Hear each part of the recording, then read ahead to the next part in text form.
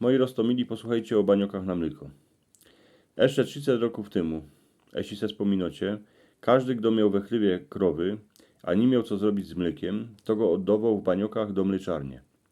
Bo stykło, jak się miało oto 2 krowy, to choć familia była wielkucno, nie było tego mleka wypić, a porobić z niego syra a masła. Choć gaździno godowała babuciowi do żranio, kocurom a i psom, to dycki coś ich zbyło. Tuż w chałupie w sieni stoły ocelowe banioki, co się do nich loło to mleko. Każdy miał dekiel z gumą, a zawierało się ich na taki wielkucny hok. Banioki na mleko były małe, středni a wielki. Podle tego wiele tego mleka zbyło. Jedne miały 10, insze 15, a były a i takowne, co do nich wlazło 20 litrów.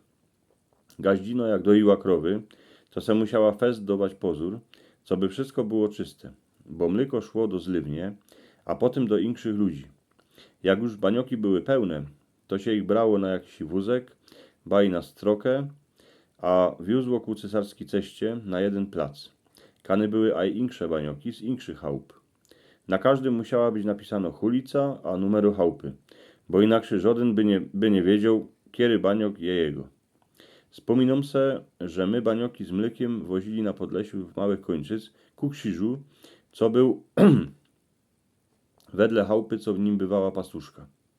Banioki były fest ciężki, tuż dycki mi pomogło foter, a wiele razy się banioki z mlekiem wciepało do auta, a eny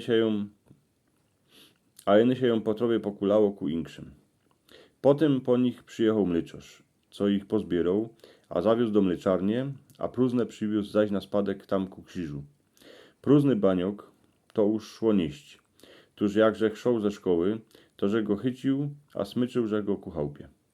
Ale jakże baj szał ze szkoły z inszej strony, sztreką, to mi mama dycki prawili po obiedzie naząć tam ku krzyżu po ten baniok. Tuż rzekł się oblyk, a pięknie drepsił. No a gaździno mieli dycki kurowody, kiej przy banioku była kartka. Bo wiecie, w mleczarni to mleko badali, a jak w nim naszli coś szpatnego, to ku baniokowi dali kartkę. Potem gaździno se musiała już fest dawać pozór, co by do ampra z mlekiem coś ich nie wleciało. Bo wiecie, jak to było, jak się doiło krowę.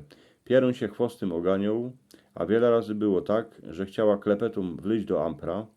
Banioki na mleko trzeba było dycki porządnie wypucować.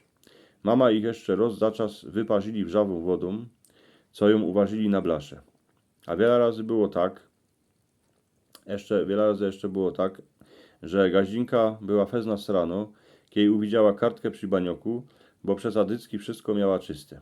Wiecie, roztomańcie to było, bo człowiekowi się że wszystko wymyje, wypucuje, a wleci do mleka jakiś maluczki kąszczek, co go poradzi całe skalić. Ale przeważnie mleko było dobre, a gaździno miała jakiś grejcar, co se za niego mogła coś kupić. Dzisiaj już po chałupach nie ma krów, banioki są wciepane kańsik do stodoły, lebo do szopki, a dziecka se myślą, że mleko się robi we fabrykach. Takich my roztomili dożyli czasów.